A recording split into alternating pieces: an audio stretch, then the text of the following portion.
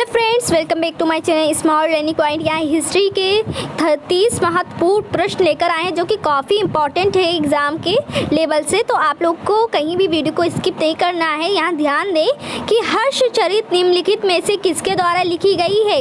हर्षचरित जो है वो किसके द्वारा लिखी गई है, तो ये हो जाएगा आपका ऑप्शन। यहाँ 4 दिए गए हैं, इसमें ऑप्शन कौन सा राइट होगा। देखिए यहाँ ऑप्शन जो बी है वो राइट होगा, बाणभट्ट। हर्षचरित जो है वो बाणभट्ट जी के द्वारा लिखी गई है। आइए नेक्स्ट क्वेश्चन की तरफ चलते हैं। आज जो इस वीडियो में हम जितने भी क्वेश्चन बता रहे हैं काफ़ी इंपॉर्टेंट है।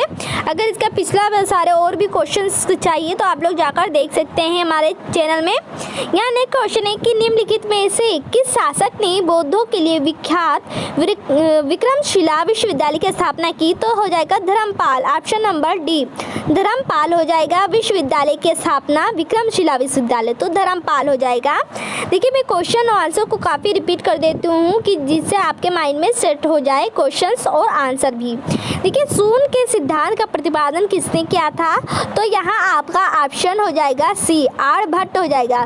शून्य के सिद्धांत का प्रतिपादन किसने किया, आर्यभट्ट ने किया। किसने किया, आर्यभट्ट ने किया।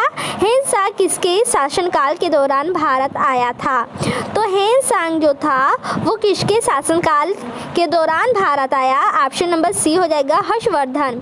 हेनसांग किसके द्वारा आया था, शासनकाल के दौरान आया, हर्षवर्धन के शासन काल के दौरान भारत आया था हेनसांग। काफ़ी इंपॉर्टेंट क्वेश्चन है।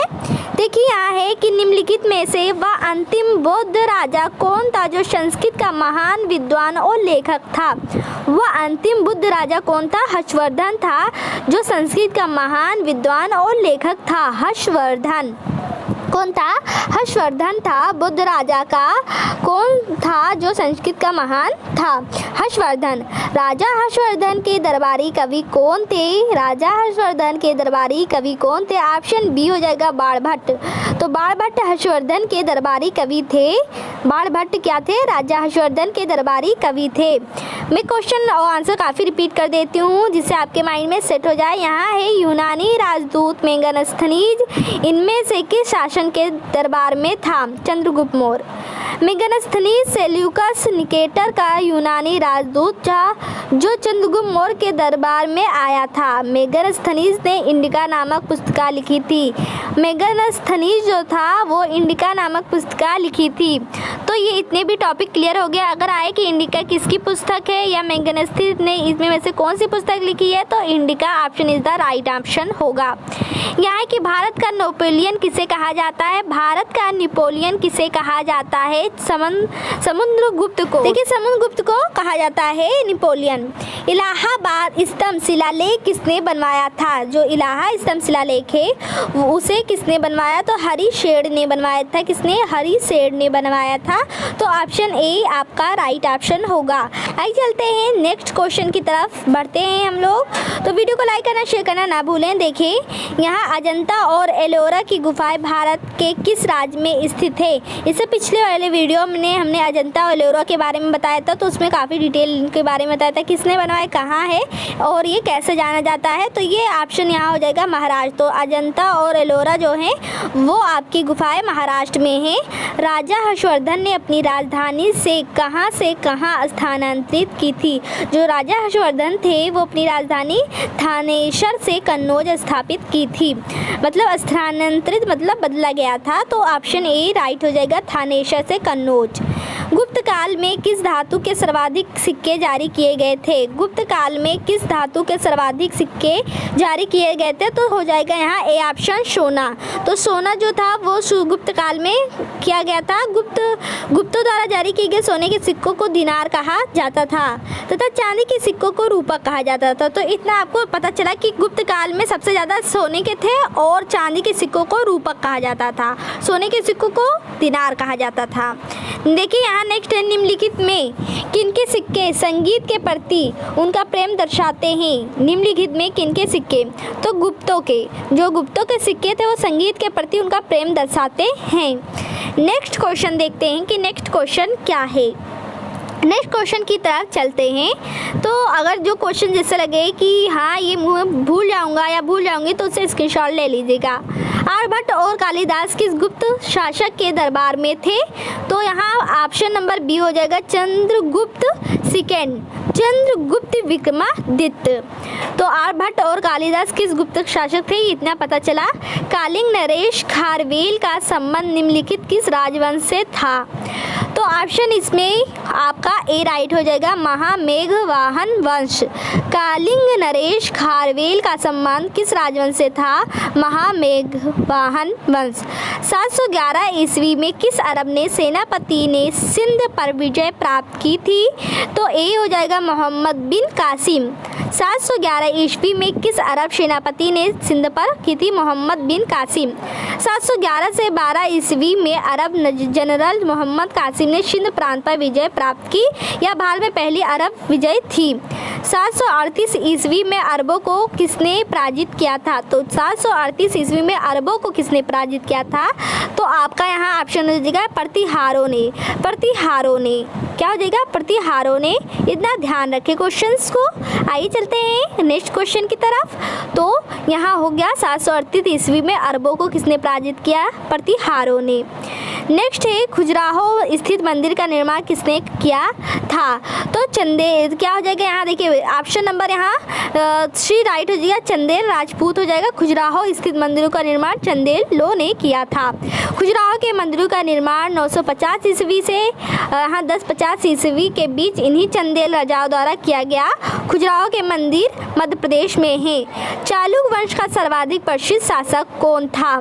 चालुक्य जो वंश था उसमें सर्वाधिक प्रसिद्ध शासक कौन था? शासक तो सभी होते हैं पर सबसे प्रसिद्ध डी वाला आपका ऑप्शन राइट हो जाएगा, पुलकेशिन। गीत गोविंद के लेखक कौन थे? तो गीत गोविंद के लेखक कौन थे? यहाँ आपका हिंदी क्वेश्चन टाइप का आ गया है, जयदेव। क्या थे? गीत गोविंद जयदेव के लेखक थे। आइए देखते हैं नेक्स्ट, एलोरा के मंदिरों का निर्माण किन शासकों ने करवाया?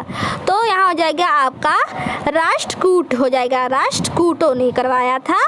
आइए नेक्स्ट, एलोरा का कैलाश मंदिर महाराष्ट्र के औरंगाबाद जिले में प्रसिद्ध एलोरा की गुफाओं में स्थित है। राष्ट्रकूट शासक किस प्रथम ने करवाया था? नेक्स्ट है महाबलीपुरम में रथ मंदिरों का निर्माण किस पल्लव शासक के शासनकाल में हुआ था? यहाँ ऑप्शन आपका राइट हो जाएगा बी, नरसिंह वर्मन प्रथम। महाबलीपुरम में रथ मंदिरों का निर्माण पल्लव शासक शासनकाल में हुआ था, तो नरसिंह वर्मन प्रथम के। नेक्स्ट है, निम्नलिखित में से किसने तंजौर में बृहदेश्वर मंदिर का निर्माण कराया था? किसने तंजौर में बृहदेश्वर मंदिर का निर्माण करवाया था? राजराज चोल। बृहदेश्वर मंदिर तंजावुर तमिलनाडु में स्थित है। यह भगवान शिव को समर्पित एक हिंदू मंदिर है। निम्नलिखित में से कौन सा शहर चोल राजाओं की राजधानी थी? चोल राजाओं की राजधानी थी, तो ऑप्शन इसमें बी राइट हो जाएगा, तंजौर। मध्यकालीन चोल की राजधानी तंजावुर गंगगोडे चोलपुरम है। पूर्वी चोल की राजधानी पुहर और उरेयर है। नेक्स्ट क्वेश्चन देख लेते हैं कि नेक्स्ट क्वेश्चन क्या है। देखिए, किस चोल शासक को लोकप्रिय रूप से गंगा का विजेता कहा जाता था? क्या है? किस चोल शासक को लोकप्रिय रूप से गंगा विजेता? तो डी ऑप्शन हो जाएगा, राजेंद्र चोल प्रथम को क्या कहा जाता है? तो गंगा का विजेता कहा जाता था। किसे? राजेंद्र चोल प्रथम को। तो आइए नेक्स्ट क्वेश्चन देख लेते हैं कि नेक्स्ट क्या है। गंगा का विजेता किसे कहा गया? राजेंद्र चोल प्रथम को कहा गया। तो और ये क्या था? लोकप्रिय गंगा का विजेता कहा गया, तो राजेंद्र चोल प्रथम को। आई होप इतनी बार मैंने रिपीट किया तो ये आपके माइंड में एकदम सेट हो गया होगा आंसर सहित क्वेश्चन भी। देख लेते हैं नेक्स्ट क्या है आपका।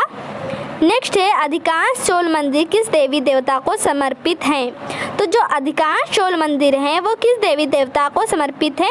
शिव को। अब यहाँ ध्यान देना, चोल मंदिर किस देवी देवता को समर्पित है? तो शिव को समर्पित हैं। देखिए, अल बरूनी फारसी विद्वान किस आक्रमणकारी के साथ अफगानिस्तान और भारत आया था? तो ऑप्शन यहाँ कौन सा राइट हो जाएगा? ए, महमूद गजनबी। अल बरूनी फारसी विद्वान किस आक्रमणकारी के साथ अफगानिस्तान और भारत आया? महमूद गजनबी। अल बरूनी की प्रसिद्ध रचनाएं किताब उल हिंद और तहकीक ए हिंद में है। रचनाएं किताब उल हिंद और तहकीक में हैं। पृथ्वीराज रासो को निम्नलिखित में से किसने लिखा था? तो यहाँ ऑप्शन हो जाएगा आपका कौन सा? 4 ऑप्शन है सी, चंद्रबरदाई ने पृथ्वीराज रासो को चंद्रबरदाई ने लिखा। पृथ्वीराज रासो हिंदी भाषा में लिखा गया एक महाकाव्य है जिसमें सम्राट पृथ्वीराज चौहान के जीवन और चरित्र का वर्णन किया गया। इसके रचयिता चंद्रबरदाई हैं। तराइन के द्वितीय युद्ध 1192 ईस्वी में किसको पराजित किया? तो ऑप्शन है तराइन के द्वितीय युद्ध को तो मोहम्मद गौरी ने पृथ्वीराज चौहान को हराया था। मोहम्मद गौरी ने पृथ्वीराज चौहान को हराया। तराइन का जो प्रथम युद्ध हुआ था वो 1191 में हुआ था। इसमें पृथ्वीराज चौहान ने मोहम्मद गौरी को हराया था और तराइन के द्वितीय युद्ध में जो 1192 में हुआ था इसमें मोहम्मद गौरी ने पृथ्वीराज चौहान को हराया। मतलब दोनों का उल्टा, पहले पृथ्वीराज चौहान ने मोहम्मद गौरी को, फिर मोहम्मद गौरी ने पृथ्वीराज चौहान को। निम्नलिखित में से कौन सा शिलालेख चालुक्य सम्राट पुलकेशिन सीकर से संबंधित है? तो यहाँ सी ऑप्शन हो जाएगा एहोल। एहोल जो शिलालेख है वो चालुक्य राजा के दरबारी कवि रवि कीर्ति द्वारा लिखा गया था। तो ये हो गया आपका क्या? एहोल जो शिलालेख है वो किसके द्वारा? कीर्ति द्वारा लिखा गया था। पुलकेशिन द्वितीय जिसका शासनकाल 610 से 642 ईस्वी तक था। आई होप आपको इतना क्लियर हो गया होगा। नेक्स्ट वीडियो में फिर से मिलेंगे, तब तक के लिए इतना ही। Thank for watching this video. Video को लाइक करना, शेयर करना, कमेंट्स करना ना भूलें।